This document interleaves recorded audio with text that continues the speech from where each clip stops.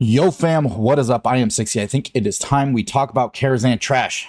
This week, a few teams were able to complete and time a plus 30 lower Karazhan, and the difference between those teams and the groups I have been in really just boils down to trash. If you find these guides helpful, please consider subscribing. I appreciate all the support I have gotten so far. Thank you so much. I think we can all learn something if we go over the route and the major mechanics of these mobs, so let's jump in. Recently, I have started getting a lot of questions about skipping the first mob, the Forlorn Spirit. This mob is like 0.1 seconds into the dungeon, and I don't get it. You have to run a huge distance to get to what would be the first trash pack, so you might as well start semi-blasting this mob while you run it to the first pull. Make sure you kick Soul Leech, and healers, you need to instantly dispel the magic debuff placed on the tank. Now this might be a little controversial, but recently instead of immediately going to the right, I've been going to the left. There are two packs on the left here, and they can and should be pulled together. It also contains an infiltrator, so you can start stacking up your secondary stat buff.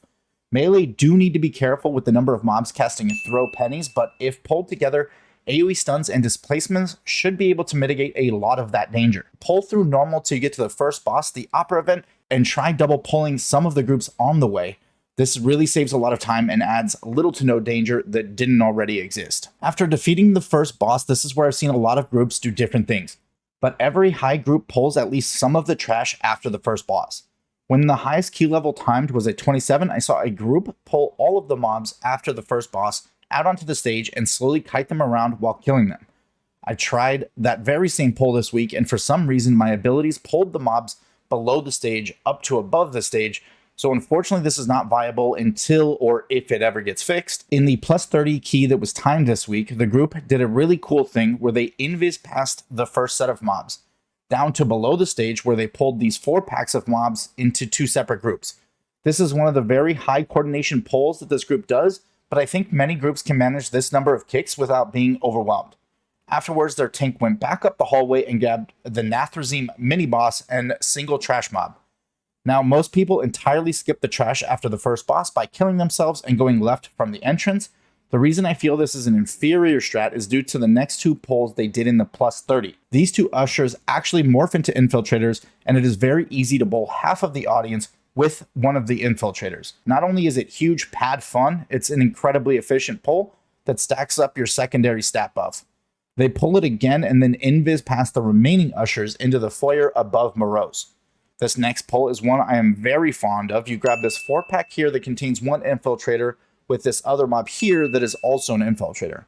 This pull has very important kicks for demoralizing shout that 2 of the mobs both cast, so make sure you are on top of these kicks. They reduce your damage done by 20%, and the demoralizing shout debuff can stack, making it a possible up to 40% reduction in damage, so don't miss your kicks. From here, you can drop down into the Morose Diner Hall.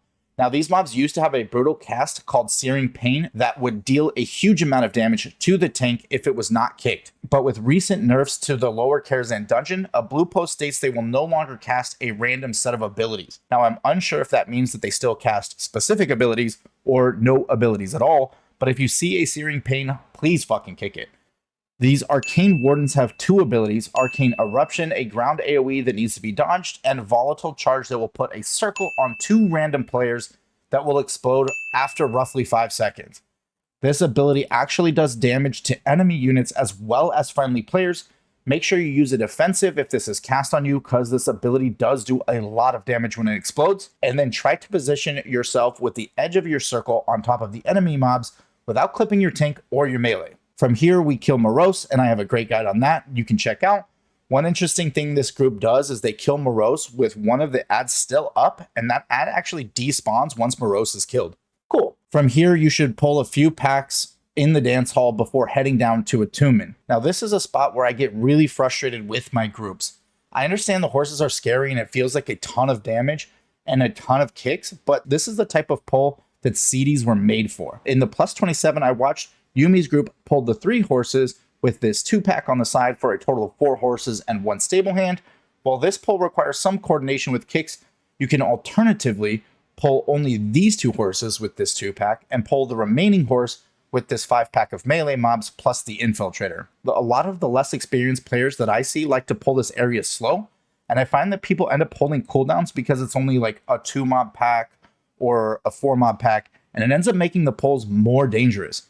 because they last forever and it adds literally 2 to 5 minutes to the overall dungeon time. Honestly, if you get the kicks on trampling stop and keep the horses faced into the wall to make sidestepping charge a lot easier, you will be just fine.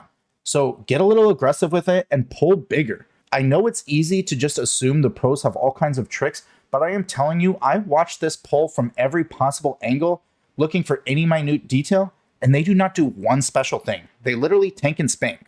So if they can do it on a plus 30, you can do it on a plus 15 or a plus 20. After finishing up this hallway, they kill Attunement, then they head back towards Maiden. Now to get there, they use Engineering Belt Enchants to skip a few pulls.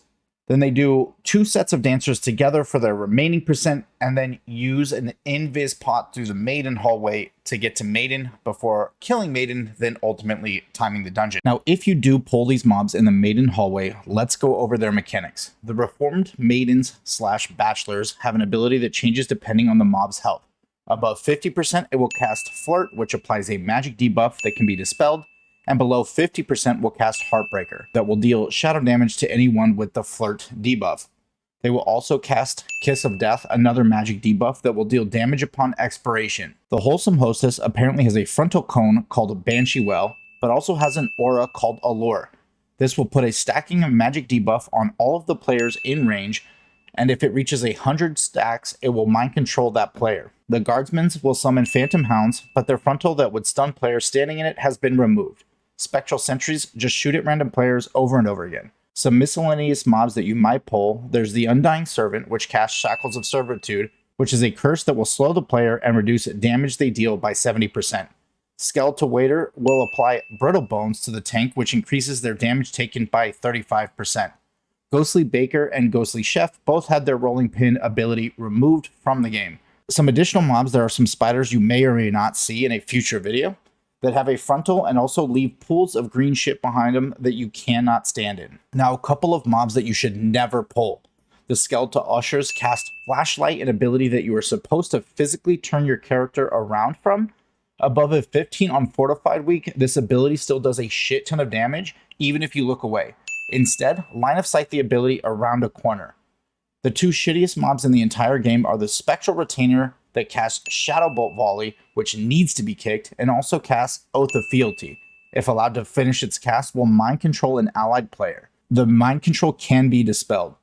The Spectral Attendant casts Shadow Rejuvenation, an AoE heal that will heal enemy players standing in the circle, as well as Shadow Blast that does a shit ton of damage. This group ran a very efficient route, and I think in pug groups you might not be able to replicate this route, since most people will not switch to engineering just for Mythic Plus, so that you can use the Invis Belt Enchants.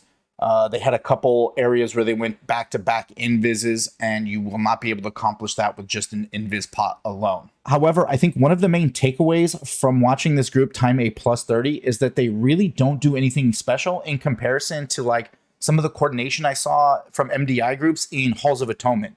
This place really doesn't require a crazy amount of coordination, just a tank that is confident enough in themselves and their DPS and healers to pull big. I hope this guide helps you out, and if it did, please consider dropping it a like, and I'll see you on the streets. Peace.